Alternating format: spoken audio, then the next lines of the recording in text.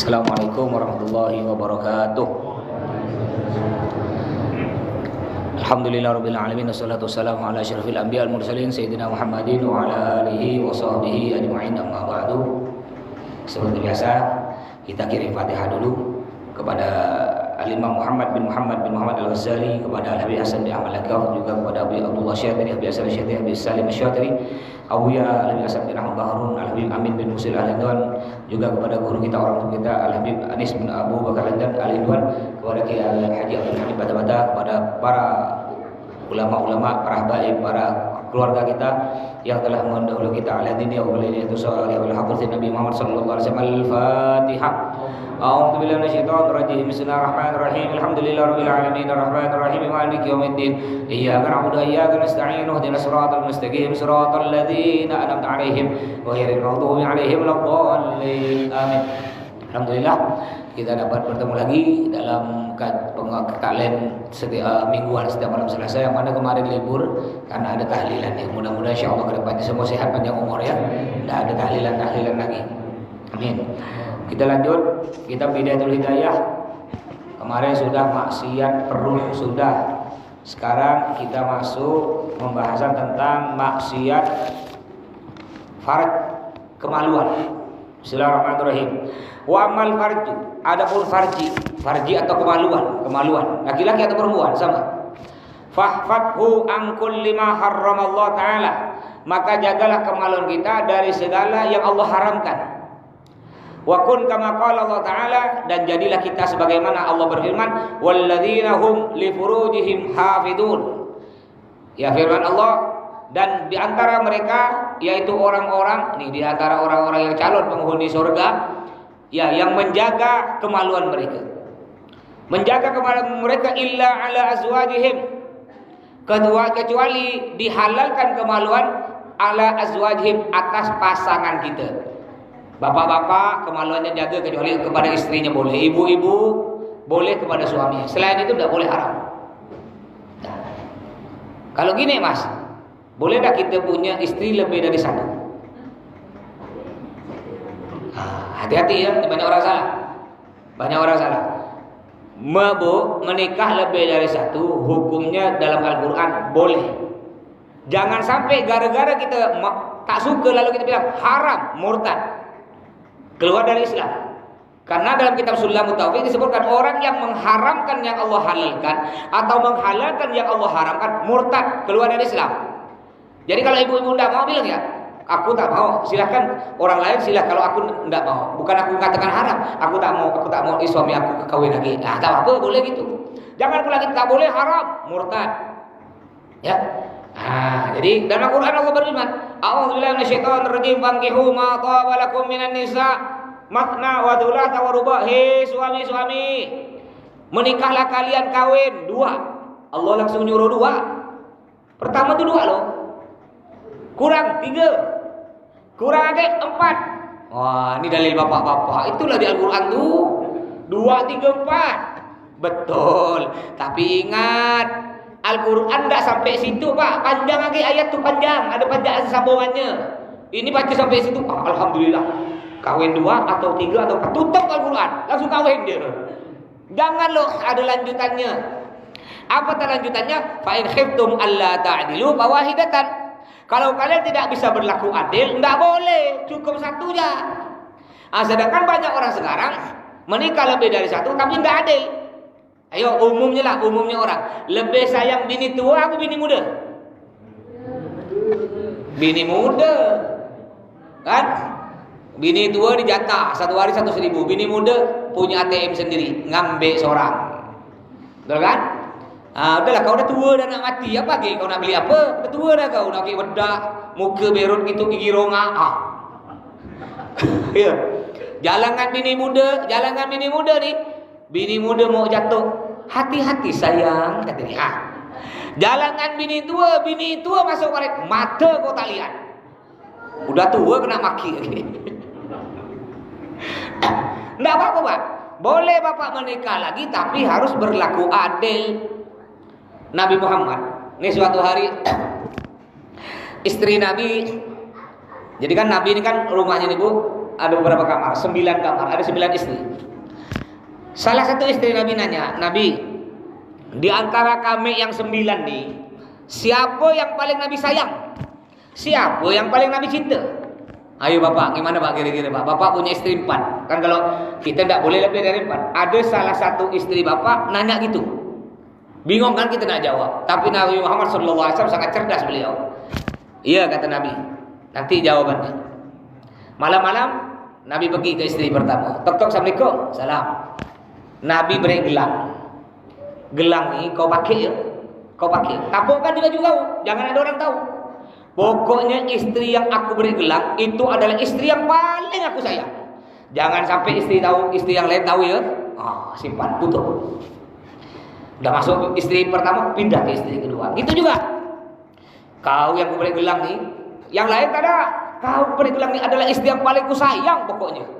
Pindah sampai 9 istri. Besoknya kan biasa ngumpul makan bareng. Nanya lagi salah satu istri Nabi. Nabi, di antara kami 9 nih, siapa yang paling Nabi sayang? Kata Nabi, yang paling ku sayang, yang tadi malam aku beri gelang. Kata satunya, berarti aku tak ada yang tahu. Adil kan? Itu letak adilnya. Terus, jadi jaga kemaluan kita. Illa ala azwajihim, kepada pasangan kita. Gimana? Boleh tak? Boleh tak, Mas? Kita berhubungan dengan istri kita lewat belakang. Mohon maaf. Ya, ini hati-hati, jangan mau Bu ya. Lewat pintu belakang. Paham Bu? Lewat pintu belakang yang tempatnya warna kuning keluar itu, kue sempret. Paham ya? Lewat dubur itu tidak boleh, haram Bu, haram. Walaupun suami ibu maksa tak boleh mau. Cobalah deh, abang mau nyoba rasanya kayak apa. Bosan dah bang yang bagian depan. Tak boleh, haram. Tak boleh ibu mau. Tak boleh istri berhubungan dengan suami lewat pintu belakang. Tak boleh. Tak boleh istri berhubungan dengan suami ketika datang bulan. Tak boleh. Ibu datang bulan. Tak boleh. Atau ibu udah suci, udah berhenti nih. Ibu udah berhenti darahnya. Ibu cebok. Tapi belum mandi besar. Suami ngajak. Tak boleh. Tak boleh. Sebelum mandi besar tak boleh. Bapak pun itulah gunanya bapak belajar Pak. Biar bapak pun tahu. Ini kadang-kadang kan, ya tak bisa, aku tak kuat tadi, tak bisa. Jadi ketika bapak tahu ilmu, nanti istri bapak bilang, Dek kau udah suci dek? Udah dah bang. Ayo, belum, aku belum mandi. Aku iya, tak boleh. Ya mandi lah dong. Berarti suaminya tahu. Kalau tak pernah ikut belajar, langsung ya. Dan hati-hati. Ini banyak orang kena nih. Di bulan puasa. Ya, nanti ada pembahasannya di bab ini tadi saya baca tadi sore ya. Nanti lanjutan di bulan puasa ya. Nanti ada bab ini nanti di kitab fikihnya. Jadi yang tidak boleh lewat pintu belakang. Allah berfirman dalam Al-Qur'an, A'udzubillahi minasyaitonirrajim. Fa'tu harthakum anna syi'tum. Halus. Allah menyebutkan dengan kalimat halus. Fa'tu, wahai suami-suami. Fa'tu harthakum, datangi ladang-ladang kalian, datangi sawah-sawah kalian, anna syi'tum, dari mana aja kalian mau. Jadi Allah mengibaratkan istri kita apa? Istri kita kayak sawah. Ini sawah nih, sawah. Umpama sawah. Mau masuk dari mana bebas? Nih, depan, belakang, ya samping, pojok boleh. Begitu pula istri kita. Datang istri kita dari mana aja boleh. Tapi maksud dari pada gini bukan dari lubang belakang. Yang boleh maksudnya tetap lubang depan tapi gaya bebas. Paham tak? Gaya kupu-kupu, gaya terjun, gaya apa. Pokoknya yang penting jangan lubang belakang. Ya paham ya, yang suami paham. Ya. Boleh berbagai gaya. Gaya belakang boleh, yang tak boleh pintu belakang. Ngerti Pak ya? Islam enggak sampai enggak boleh, yang boleh hanya hubungan seperti ini. Enggak. Islam tidak melarang. Kenapa tidak melarang? Dibebaskan biar tidak bosan. Kalau tidak bosan jauh-jauh na'udzubillah berzina. Boleh gaya apapun, yang penting ingat yang tak boleh lewat pintu belakang. Ibu tak sama Bu. Dosa besar tak boleh Bu ya. Gimana Mas? Kalau suami gini Mas, kalau kau tak mau, kalau kau tak mau, ku cerai kau. Ada suami gitu, ku cerai kau. Enggak Bang, tak apa Bang, kau ku cerai. Cerai aku tak apa. Daripada aku dosa. Ya, enggak apa-apa daripada buat dosa. Mudah-mudahan suami-suami yang kita ini mudah-mudahan jadi suami yang soleh, istrinya pun solihah. Ya. Terus, wala tasil ila hibdil marji illa bihibdil aini. Kita tidak bisa sempurna menjaga kemaluan kita kecuali dengan menjaga pandangan. Selama mata kita jelalatan, tahu Pak jelalatan? Mata suka melihat maksiat, itu payah nak jaga kemaluan. Jadi kalau kita jaga mata, makanya ya jangan heran bapak-bapak, ibu-ibu, kenapa ulama banyak istrinya? Coba lihat, kiai-kiai rata-rata banyak ada istrinya. Abi, sejauh-jauh nih Abi sampai sekarang masih 2 kan? Ya. Saya itu bukan tak mau, tak berani. Mau sih mau, jangan buat lah Pak. Kalau Bapak jujur lah Pak. Kita laki-laki. Andai kata ibu beri kesempatan duit ada, mau tak? Tak berani nyari-nyari, kenapa bini dilihat awas kok. Cuma tak berani. Jadi saya coba-coba nanya ke Syahrini, ibu istri saya. Syahrini, bolehkah aku kawin lagi? Dia sih tak ngomong, coba tangannya. Kata dia. Ngeri ya, tak berani. Kenapa para ulama? Coba lihat. Kebanyakan ulama-ulama istrinya banyak, 2, 3, 4. Kenapa? Karena mereka itu jaga pandangan. Mereka tidak melihat yang haram. Jaga pandangan, karena jaga pandangan akhirnya nafsunya tinggi untuk melampiaskan nafsunya dengan yang halal. Ya, kalau cuma 1 istri tidak kuat, 2 istri, 3 istri. Beda dengan kita. Kita keluar rumah lihat paha. Bupati buka paha tinggi-tinggi. Habis nampak bupati, nampak agak seguilda, nampak sekitar wilayah dada. Udah itu nampak perempuan pakai baju, you can see. You kamu can boleh see melihat mai ketek bulu ketiak aku lewat. Itu tiap hari kita lihat. Ujung-ujungnya karena kita sering melihat maksiat, balik ke rumah ke istri kita tak nafsu. Ngapa? Karena istri kita tak sama dengan yang kita lihat. Udah tak nafsu, tak disentuh tuh bini. Ujung-ujung naudzubillah jajan. Kenapa? Karena pandangan tak dijaga. Makanya kita bisa sempurna menjaga kemaluan kita dengan menjaga pandangan. Jaga pandangan. Bapak tak? Tapi Nabi bersabda begini, kata Nabi. Lakal ula wa alaikat tsaniyah. Bapak-bapak, pandangan pertama tak dosa. Sekali pandang tak dosa. Kalau tak sengaja. Yang kedua kali dosa. Contoh, bapaknya pakai motor nih. Pakai motor kan. Tiba-tiba dari arah berlawanan ada perempuan pakai rok pendek, nampak tuh paha. Kita terlihat, tak sengaja. Astagfirullahaladzim, begini. Tak sengaja, enggak dosa. Jadi pandangan pertama itu kalau tak sengaja enggak dosa. Tapi kalau begini, kayaknya mulus ya. Lihat lagi kedua. Keduanya itu dosa. Ya. Kalau gini Mas, saya cuma lihat sekali ya Mas. Syukuran Bang. Saya lihat sekali Mas, tapi sengaja. Dosa. Contoh, nongkrong di pinggir jalan, di atas ramai-ramai. Niatnya memang niat.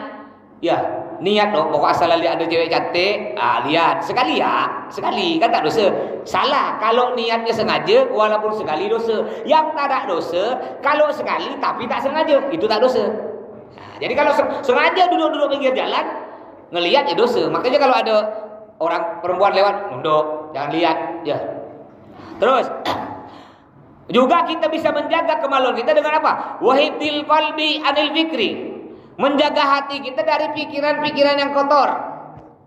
Kan biasanya kalau udah kita pakai motor atau jalan, ngelihat ada perempuan cantik, dia nampak pahanya umpamanya.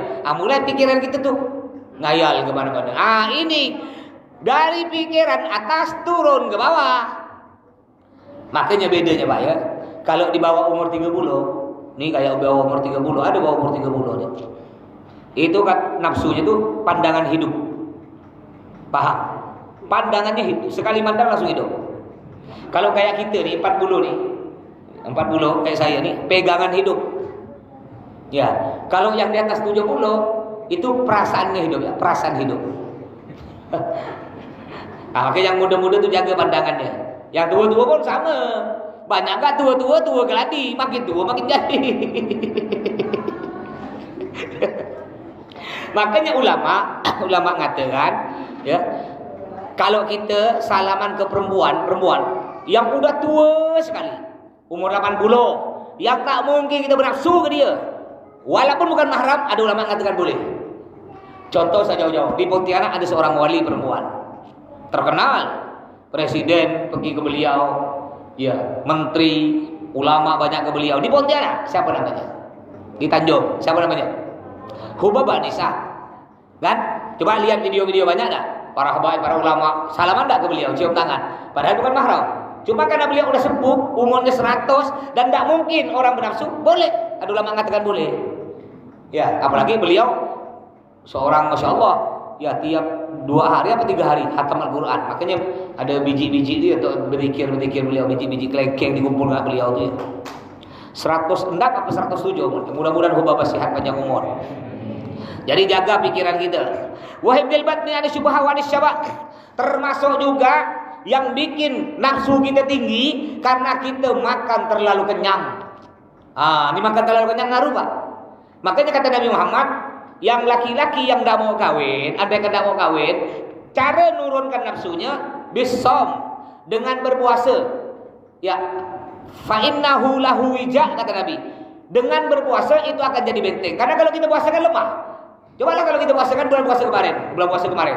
Badan lemah kan lemah. Nak ngapa-ngapa lemah, letoy. Ya, nak bangun ya lemah. Cobalah kita kenyang. Kalau udah kenyang begitu, nafsu tinggi. Makanya di antara penyebab kita nafsu tinggi karena kita makan terlalu kenyang. Maka kata Nabi Muhammad, kemarin saya udah beritahu kan, udah jelaskan kemarin, dibagi 3 nih kalau kita makan. Perut kita sampai tenggorokan dibagi 3. Sepertiga untuk nasi, sepertiga untuk air, sepertiga untuk, masih ingat, untuk nafas. Sedangkan kita jarang bagi bulan puasa. Kalau bulan puasa banyak kan bagi 2 ya. Bagi 2 separuh ya. Separuh nasi, separuh air. Nafas tak bisa. Kadang-kadang bagi 1 ya, nasi ya semua. Akhirnya minum. Itu bagi 1 itu tak bisa minum. Sunnahnya ya, sebenarnya kalau kita ikut Nabi sehat katanya. Sebenarnya sunnahnya itu makan bukan sambil minum, bukan. Makan itu sebenarnya makan loh. Selesai makan nasi, dapat berapa menit, sekitar 5 menit, 10 menit baru minum. Itu sunnah. Sedangkan kita nih kan, kenapa kita banyak penyakit? Karena kita tidak amalkan sunnah. Kita kan tak makan. Dah minum, makan, minum. Itu tidak sehat. Jadi kalau kita amalkan sunnah Nabi, caranya gimana? Ngunyahnya ancur sampai 33 kali kunyah nasi. Kalau kita kan tak sabar, bukan 33, 3 kali. Kadang sekali ya, terlanda. Itu bikin yang tak sehat. Terus, fa inna hadhihi muharrakatul lisyahwat. Karena hal-hal ini tidak menjaga pandangan, tidak menjaga pikiran, maka terlalu kenyang itu membuat nafsu kita naik, nafsu kita tinggi. Wa amal yadani. Nah ini masalah kemaluan ya, jaga kemaluan kita. Terutama kita punya anak kita, jangan sampai hati-hati pergaulan yang ngeri zaman sekarang ya. Banyak pergaulan. Anak kita benteng terakhir bagi anak kita nih, pondok pesantren. Kalau tidak mondok paling sedikit sekolah di pesantren, biar dapat ilmu atau ikut nih majelis walaupun seminggu sekali. Akhirnya di mana-mana yang ada majelis rata-rata orang tua. Lihatlah ini tua-tua rata-rata. Mana yang muda-muda, yang umur belasan tak ada. Tidak ada belasan tak ada. Ada yang kecil. Ya karena diajak bapaknya, belasan tak ada. Ya, makanya ngeri sekarang. Kayak tadi saya lab tadi ada orang tanya, Ustaz, gimana hukumnya kita belajar ilmu dari YouTube tanpa ustaz? Jadi belajar dari YouTube ya, dengarkan ceramah. Ya, boleh tak? Gimana? Kalau cuma dengarkan boleh. Tapi hati-hati, itu tidak bisa kita karena udah belajar YouTube, pintar ngomong, akhirnya kita buka majelis. Buka majelis langsung jadi ustaz. Tidak bisa, tak boleh. Ulama mengatakan, man laisa lahu syai'un fa syai'uhu syaitan. Yang tidak berguru, yang tidak punya guru yang bersanad, maka gurunya setan. YouTube bukan guru. Makanya guru itu harus guru yang bersanad. Pak nyampe kepada Nabi. Contoh bapak saya kan, guru saya Abuya Habib Zain Baharun. Abuya bin Zain Baharun berguru kepada Abuya bin Hasan Baharun. Abuya bin Hasan Baharun berguru kepada Abuya Sayyid Muhammad bin Ali Al-Maliki. Terus Sayyid Muhammad bin Ali terus sampai ke atas. Kalau dari jalur Kiai Abdul Hamid Bata-Bata, Kiai Abdul Hamid Bata-Bata berguru kepada Syekh Ismail Al-Yamani. Syekh Ismail Al-Yamani berguru kepada Sayyid Abbas Al-Marji. Sayyid Abbas berguru terus sampai kepada Nabi Muhammad. Itu namanya bersanad. Jadi bapak bergurunya bapak ke saya, ke Abi, itu terus nyampe kepada Nabi Muhammad. Itu namanya guru. Bukan ke Google. Siapa kau nak ngaji kitab Ustaz Google? Itu malam Selasa. Terus malam Rabu Ustaz YouTube. Malam Kamis Ustaz TikTok. Udah Ustaz banyak Ustaz. Ya, itu pentingnya berguru. Kenapa? Kalau kita belajar dari YouTube, kalau kita tidak paham mau nanya ke siapa? Mau nanya ke YouTube. Tup, apa maksud kau tadi itu tuh? Tak ngerti aku tuh. Ya, itu bahayanya. Atau kita udah banyak hafal ceramah-ceramah di YouTube, lalu kita buka majelis. Tak pernah mondok nih, tak buka majelis, ramai yang datang.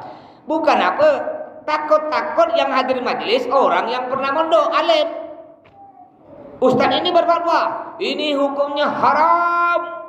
Ditanya kelas status anggota majelis yang pernah mondok, "Mau Ustaz, haram tuh fi'il madinya apa Ustaz? Nahwunya apa Ustaz fi'il madinya? Tolong di tasrif lugawi, tasrif istilah bingung Pak Ustaz." Malu ujung-ujungnya kan? Nah, itu pentingnya kita berguru. Ya. Terus wa mal yadani. Adapun maksiat tangan, dua tangan, ini tangannya. Fat umma an tadriba bihima musliman. Hati-hati. Jagalah tangan kita, jangan sampai tangan kita digunakan untuk memukul orang. Memukul orang, berbuat dolim pada orang. Au tatanawal bihima malan haraman, atau mengambil harta orang tanpa izin. Ada orang kadang-kadang dia nih sengaja, padahal dia tahu batas tanah dia sampai sini, batas tanah dia aslinya. Lalu tanpa bertapuk-tapuk dia geser pagar batas tanah, masuk ke tanah tetangga. Masuknya tak banyak, cuma sekilan. Hati-hati ya. Orang yang ngambil tanah orang tanpa izin, walaupun 1 kilan, nanti di akhirat itu tanah yang sekilan dikalungkan di leher dia. Berarti tak banyak lah Mas, cuma tanah sekilan. Ya oke lah, lebarnya sekilan, panjangnya 10 meter, dalamnya 7 lapis bumi. Hitunglah berapa truk tuh? 7 lapis bumi. Memang lebar sekilan, panjang 5 meter, dalamnya tuh dipekolkan diri kita, orang yang ambil tanah tanpa izin. Kadang-kadang mohon maaf, kadang-kadang ibu-ibu, enggak semua ibu ya. Balik dari pasar belanja, lupa beli daun jeruk. Lupa. Depan rumah tetangga ada jeruk. Slow yang ambil. 3 putih. Tak boleh, haram, Bu. Kan ada nak biasa tuh? Ada kan? Daun jeruk, kadang-kadang daun pisang tetangga tak ada izin. Tak boleh. Kecuali kita punya tetangga memang dia tuh dengan kita saling memang kita tahu dia tuh tetap ridho. Bahkan dia pernah, kecuali kalau tetangga kita pernah bilang gini, ya udahlah kau ambil, saya bilang aku ambil lah, tak apa. Tapi kalau tetangga tak ada bilang, tak boleh. Ya selalu ya mentang-mentang tetangga, atau mentang-mentang tetangganya masih sepupu, tidak boleh, haram. Itu menggunakan tangannya untuk mengambil barang orang tanpa izin, tidak boleh. Terus autu tibi ma'adan minal halqi, atau mengganggu makhluk hidup. Ganggu kucing. Kan kita ini banyak, kucing tak ada salah, Pak. Tak ada salah kucing tuh. Temenong kucing depan pintu temenong ini ngayal dia. Langsung kelepak kata dia. Kata kucing, andai kan kucing bisa ngomong, salah gue apa? Kan kadang-kadang kalau kucing salah, curi lauk, kita kelepak masih mending lah. Ini kadang-kadang kucing tak ada salah, enak ya temenong depan pintu dah. Kadang-kadang jalan kita tendang kena gitu. Hati-hati, ada balasannya nanti di akhirat. Ya, semut tak ada salah. Semut, kalau semut merah mending lah, suka gigit. Semut hitam lewat, kata dia, mati sebelum kau mati semut. Pakal semut tak bisa ngomong. Ya, boleh ada beberapa hewan yang boleh kita bunuh. Ada. Hewan apa antara yang ganggu kita? Tikus boleh dibunuh. Ular. Apalagi nyamuk, cicak. Yang ganggu. Nah, yang ganggu, semut yang ganggu kita boleh. Tapi bunuhnya tidak boleh. Pertama, tidak boleh bunuh pakai api, haram. Kadang-kadang ada gerengge atau apa tuh? Allah, lebah. Pakai api, tidak boleh, haram. Kenapa tidak boleh? Karena menyerupai siksaan Allah. Hanya Allah yang berhak menyiksa pakai api nanti di neraka. Manusia tak boleh. Jadi ada kan kita mau bunuh semut, bunuh langsung. Tikus boleh. Ya, kalau semut ganggu sih, kalau semut tak ganggu tak usah. Tikus tak bunuh boleh, pangkong sekali. Kadang-kadang tak ada, nyiksa, direndam. Tikus direndam. Sampai kembang perut tikus. Hati-hati. Ada balasannya. Sampai-sampai ada sahabat Nabi ini perempuan. Sahabat Nabi perempuan, Bu. Ini Masya Allah ahli ibadah, Bu. 5 waktu masjid jamaah. Jam 3 subuh dah solat tahajud dah dia. Sholat duha, baca Quran, rajin sedekah. Tapi kata Nabi, iya min ahlin nar. Dia masuk neraka kata Nabi. Gara-gara apa dia masuk neraka? Dia punya kucing. Kucing dia tuh dikurung. Dia lupa beri makan, mati tuh kucing. Gara-gara itu masuk neraka. Yang miara ayam, yang miara burung, tidak apa-apa boleh. Miara burung boleh, jangan lupa beri makan. Andaikan bapak miara burung, lalu burung tak beri makan sampai mati, hati-hati. Ya kayak tadi sahabat Nabi itu masya Allah ahli ibadah. Iya min ahli nar kata Nabi. Dia masuk neraka gara-gara tadi lalai ketika mereka melihara kucing sampai kucing mati kelaparan. Tahu Nabi mabi amanah, atau dia tidak amanah oleh rakyat umpamanya. Disuruh jadi wakil rakyat dewan yang amanah tapi tidak amanah. Banyak sekarang ini kan. Jalan banyak rosak, banyak hancur. Padahal udah ada baja, ada dan macam dan lain sebagainya dikorupsi. Duit haji dikorupsi, duit apa gak masjid dikorupsi. Ya, kalau kita korupsi Pak, kalau kita korupsi duit curi tempat orang kaya babaya, dosa masih penting lah walaupun dosa. Lebih besar agak dosanya kalau curi duit masjid. Makanya banyak orang sekarang nih, ya, bukan menghidupkan masjid, tapi cari hidup di masjid.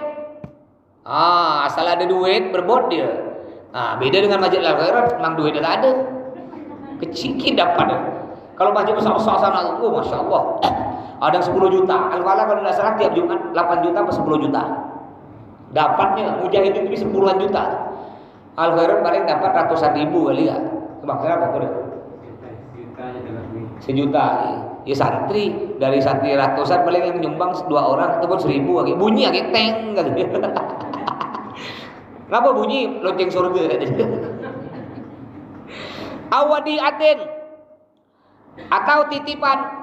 Ada orang nitip, ini masalah gadai ini Bu, hati-hati ya.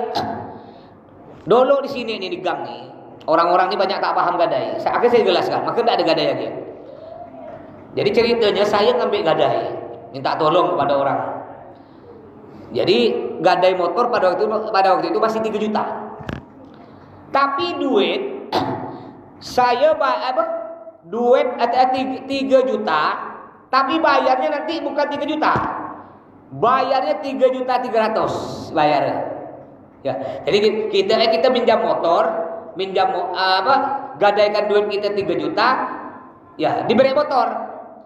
Tapi nanti dibalikkan ke kita duit itu bukan 3 juta. Motor diambil cuma 2.700.000. Alasannya, ya aku kan udah berjasa.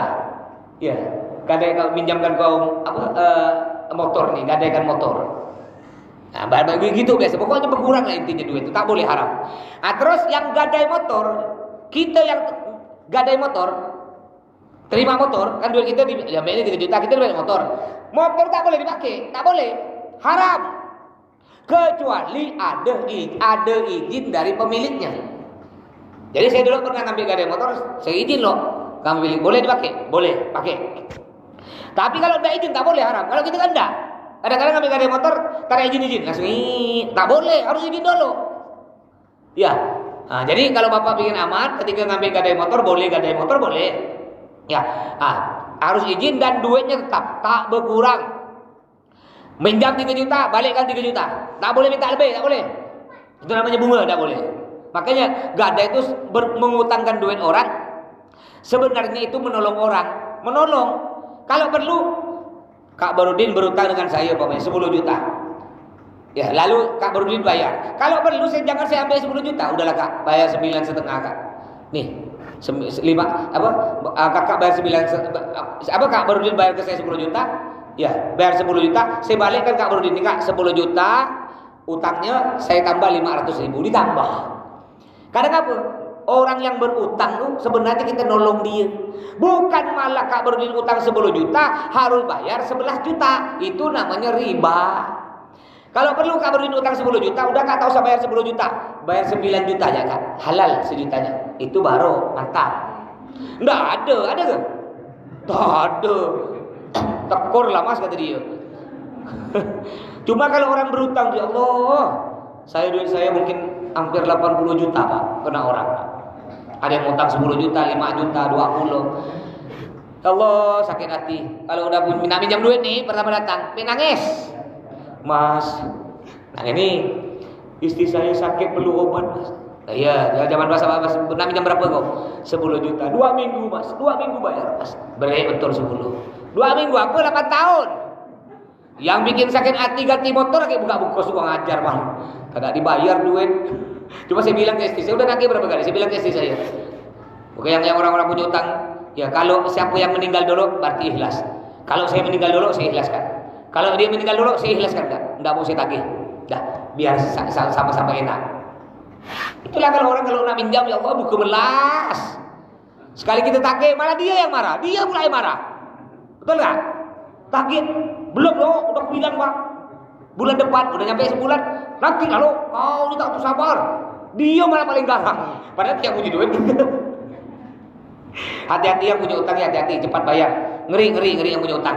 Takut kita meninggal dunia bisa menyebabkan kita tak jadi masuk surga. Gara-gara utang, tahan lo kita. Ditimbang nanti. Ya pahala dengan utang tersebut. Nah, baik, ada pertanyaan silakan sebelum kita lanjut kitab fikih. Silakan bebas. Nah, silakan, Suradi. Kalau kamunya kita minjamkan, dia ikhlas kasih lebih gimana? Oh ya, umpama kita nih dia minjam ke kita, Suryadi minjam ke saya 10 juta. Lalu balik kan udah dapat sebulan nih Ustaz. Ini Ustaz utang saya 10 juta. Ani atur ribu tuh Ustaz, makasih. Boleh. Yang tak boleh ketika awal akad Suryadi bilang gini, Ustaz pinjam dia 10 juta Ustaz. Saya bilang, boleh atau Suryadi bilang, saya pinjam 10 juta Ustaz. Nanti saya ganti 10 juta 100 ribu. Tak boleh, itu haram. Itu riba. Udah ngomong dari pertama. Tapi kalau kita udah minjam 10 juta, tak ada ngomong nih. Suryadi Ustaz pinjam 10 juta Ustaz. Iyalah di. Bila kau nak balikkan di? Sebulan Ustaz. Tak apalah, iyalah. Mudah-mudahan bisa balikkan cepat kau ya. Iyalah Ustaz. Dapat sebulan Suryadi balikkan. Ustaz, ini utang saya 10 juta. Ini 100 ribu tuh Ustaz lah. Apa nih? Ya dia lah sampai Ustaz. Boleh. Yang tak boleh kayak tadi mensyaratkan. Pertama mensyaratkan. Itu yang tak boleh. Nah, tapi tak boleh juga ketika Suryadi beri Ustaz 10 juta utang saya, 500 ribu untuk Pak Ustaz. Lalu saya bilang, sikit gak nih? Nah itu tak boleh, itu haram. Jadi harus terima, nak diberi berapa, Suryadi beri 10 ribu, tidak boleh protes. Kalau udah sikit tak boleh. Ada lagi? Ya kalau udah ada kita lanjut ya. Nah, biar sama-sama dapat barokah walaupun sikit-sikit ya. Al-Qismus Tsani, ini masalah batal puasa kemarin. Bagian yang kedua, al-mufattirat, yang membatalkan puasa. Wa hiya ma yubtilu asla shaumi, sesuatu yang membatalkan asalnya puasa. Thamaniyatun, ada 8. Yang pertama ar-riddah, murtad, keluar dari Islam. Kita ini puasa. Lalu naudzubillah keluar dari Islam, secara otomatis puasanya batal. Hati-hati.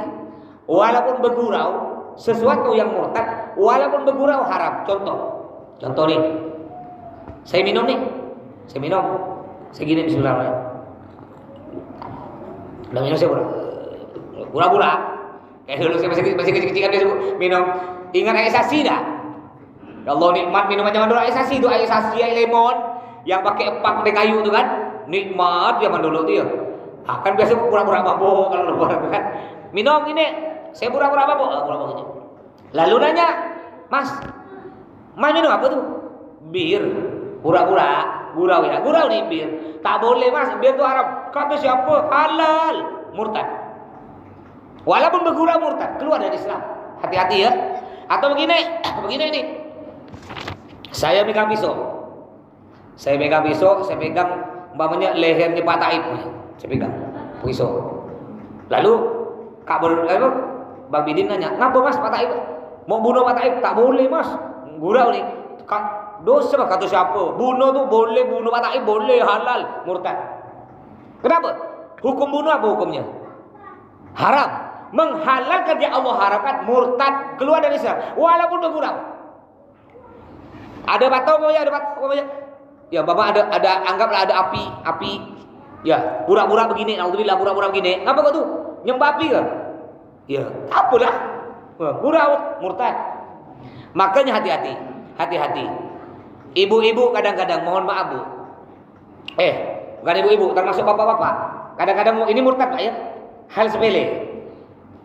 Pak, ngapa Bapak masih tak berhenti ke main judi slot? Ya, memang payah cari kerja Pak. Kau nih yang haram ya payah, yang halal apa gimana? Biasanya orang ngomong tuh. Yang haram gak susah, apa lagi yang halal? Biasa ngomong gitu ya. Murtad Pak, hati-hati Pak. Sering kan? Selo ya. Yang haram gak payah, apa lagi yang halal? Tak boleh. Ibu-ibu kadang-kadang nih, kalau dilawan, kalau boleh tahu, tak boleh lawan suami, biarlah. Masuk neraka, biarlah. Ada tuh kan? Apalagi perempuan nih Pak, kalau udah cemburu. Wow, kalau udah cemburu, Al-Quran dilawan nggak Pak? Benar saya, kalau udah cemburu, Bapak bilang lah, kau tak boleh kalau suami. Ngapain bang? Tiko masuk neraka, biarlah. Tak takut kau neraka, tak takut. Tak takut kena suban nangis. Masuk neraka tak takut. Itu perempuan Pak. Terus batalkan puasa yang kedua, al-haid wan nifas. Ibu datang bulan, nifas, melahirkan, itu batal puasanya Bu. Yang ketiga al-junun, walaulah toh gila, walaupun sebentar. Puasa ni kita puasa. Habis solat duhur, ya. Habis solat duhur pamannya keluar kena tabrak motor langsung. Gila, tiba-tiba. Gila sebentar ya dia ketawa. Ngapa kau? Siapa kau? Tak kenal. Tawa. Gila, tiba-tiba dapat setengah menit. Astagfirullah. Baru sadar, batal puasanya. Gila walaupun sebentar batal. Yang keempat al-irma, pingsan, selap. Makanya bahasa Inggrisnya tidur, sleep. Sedang tidur, sleeping. Tidur tak bangun-bangun, selap. Dia tidur tak bangun-bangun, selap lah dia. Jadi termasuk juga yang batal puasa ayan. Tahu ayan ya? Ayan itu ya. Itu tak sadar tuh batal. Orang pingsan, ibu-ibu, mamanya ya. Biasa yang sering pingsan tuh ibu-ibu. Dengar berita puasa nih, dengar berita ada keluarga yang tiba-tiba mudah-mudahan panjang umur semua ya. Sakit mendadak, langsung pingsan, batal.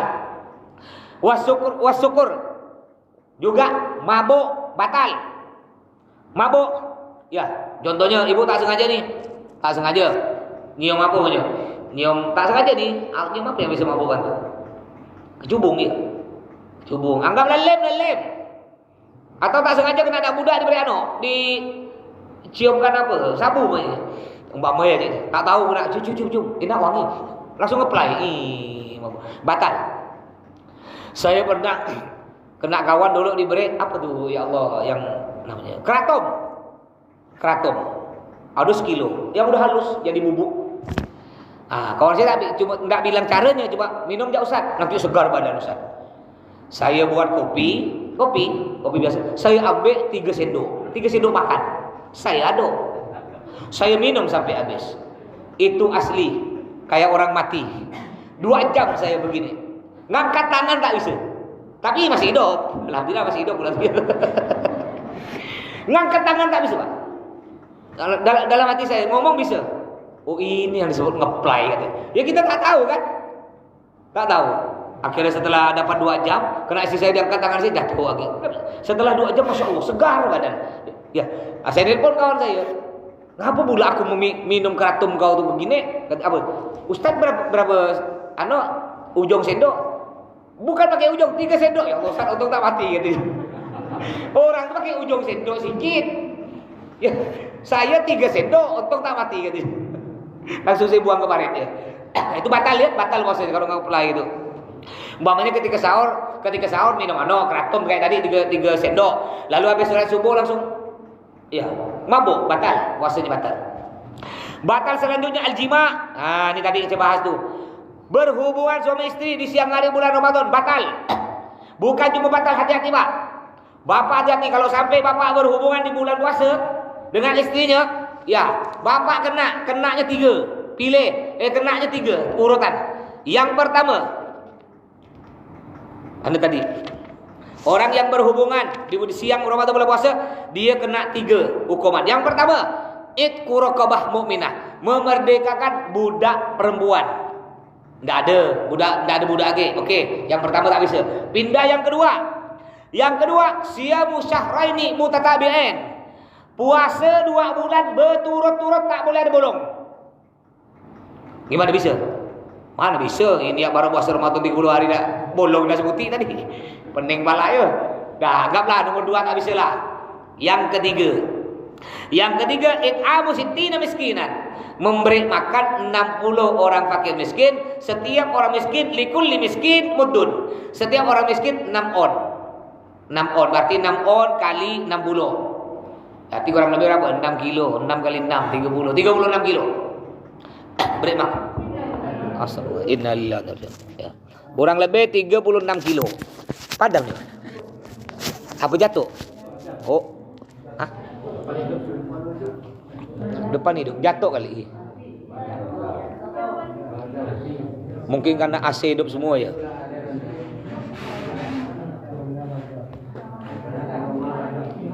Baik, tidak apa-apa kita sambil lanjut ya biar cepat. Halo. Jadi hati-hati ya, jangan sampai berhubungan dengan istri.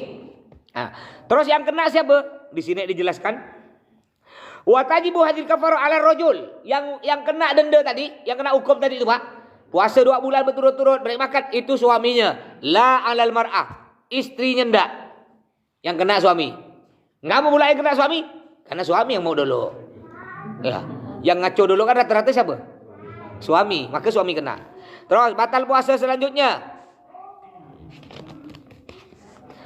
Apa tadi? Bosolu ainin, nyampenya sesuatu benda min manfadin maftuhin, dari lubang yang terbuka ilal jaufi ke rongga. Masuk ke mulut batal, masuk ke hidung air umpamanya batal. Mandi, hati-hati yang mandinya berenang-berenang. Usahakan kalau bulan puasa tak usah mandi berenang. Ngapa pula? Takut-takut ada air masuk ke kuping batal. Atau mandi berenang kentut, Bu. Kentut bapak-bapak kencing, berak atau kentut dalam air hukumnya batal. Kenapa batal? Karena ketika kita kentut kan terbuka tuh. Ngisap. Kenyang. Kalau 20 kali kentut kenyang tuh. Sedang enggak ngisap 20 kali itu ya. Kalau suntik gimana, Mas? Bulan puasa bapak sakit, diimpus Pak, atau disuntik lewat pantat. Gimana? Itu ulama beda pendapat. Ada ulama mengatakan batal, ada ulama mengatakan tak batal. Ulama mengatakan tak batal, ngapa tak batal? Karena bukan masuk dari lubang biasa. Itu kan masuk dari urat-urat kan, bukan masuk dari hidung, bukan masuk dari mulut. Ada ulama mengatakan batal. Karena ngapa? Ada masuk sesuatu dalam tubuh kita. Lebih aman ngapa kita? Jangan suntik, lebih aman. Atau ada yang suntik, nanti diganti ya puasanya. Lebih aman, berhati-hati. Terus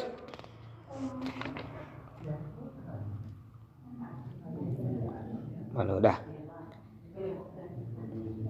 Mungkin ada pertanyaan? Dipersilakan.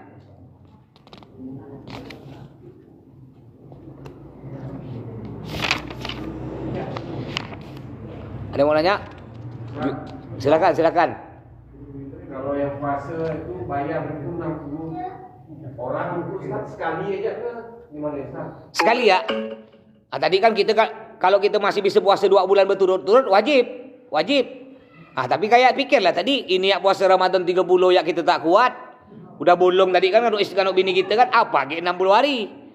Ya. Akhirnya kalau tidak bisa tidak apa-apa. Islam pun tidak la yukallifullah nafsan illa wus'aha. Allah tidak memaksa hambanya tergantung kemampuannya. Tidak mampu puasa 2 bulan ini berturut-turut ya. Tidak boleh bolong. Kita udah dapat 55 hari. Lalu hari ke-56 kita batal. Enggak batal ya hari ke-56. Ulang lagi dari 1, dihitung 1 lagi. Sakit tuh. Akhirnya kita ikutlah yang ketiga. Yang ketiga beri makan fakir miskin 60 orang, per orang 6 on beras. 6 on beras. Setelah diberi 6 on beras berarti kurang lebih berapa? 6 on. 6 on kali 10 6 kilo. Berarti 6 kilo kali 6 berarti 36 kilo. Udahlah, selesai beri 36 kilo udah. Cukup sekali ya. Cukup sekali. Jangan diulang lagi. Oh, nanti besoknya dapat 3 hari main lagi dia dengan bini bulan puasa saja kena lagi. Mahang degil dia tuh. Jadi pernah terjadi di zaman sahabat Nabi itu pernah terjadi. di siang hari sahabat nih lapor pada Nabi. Kena Nabi, kau ini berbahaya, kau ini dosa besar pertama. Yang kedua, kau harus merdekakan budak perempuan. Apa jawab sahabat? Mana saya punya duit Nabi? Kata sahabat ini, saya orang paling miskin di sini. Udah kata Nabi. Berarti kau kedua lah. Kau harus puasa 2 bulan berturut-turut. Apa kata sahabat? 2 bulan Nabi ini sebulan ya tak kuat kata dia. Aduh kata Nabi, itulah Nabi tidak maksa. Kalau gitu kau beri makan 60 orang miskin. Per orang miskin 6 on. Apa kata dia? Nabi, di sini nih paling miskin saya. Jauh-jauh apa kata Nabi? Udah sabar, sini kumpulkan beras. Berikan dia, nyaman dia. Udah tak kena denda dapat beras lagi. Jadi pernah terjadi zaman Nabi itu ya, sahabat. Baik, ada lagi yang mau nanya? Silakan. Assalamualaikum warahmatullahi wabarakatuh. Waalaikumsalam warahmatullahi wabarakatuh. Saya yang mau nanya Pak Ustaz, saya pernah orang yang ikhlas saya mau belajar guru. Saya pernah nanya ke Kiai atau Pak Ustaz. Saya mau cari orang yang ikhlas seperti bagaimana. Terima kasih. Assalamualaikum warahmatullahi wabarakatuh. Waalaikumsalam warahmatullahi wabarakatuh. Apa tanda orang ikhlas ya? Ya, saya mau belajar. Saya bertanya sama Pak Kiai dengan Pak Ustaz mencari seorang guru yang ikhlas itu yang seperti bagaimana? Minta petunjuk. Oh iya. Jadi Waalaikumsalam warahmatullahi wabarakatuh. Di antara tanda ikhlas kata ulama, maka nalillahi dama wattasal wa maka li ghairillah bana wan fasal. Sesuatu apa saja, taklim, sholawatan, yasinan, majlis taklim ibu-ibu, yang ikhlas karena Allah, dama wattasal, dia akan langgeng selama-lamanya sampai kiamat. Tetap berjalan sampai kiamat. Itu tanda orang ikhlas.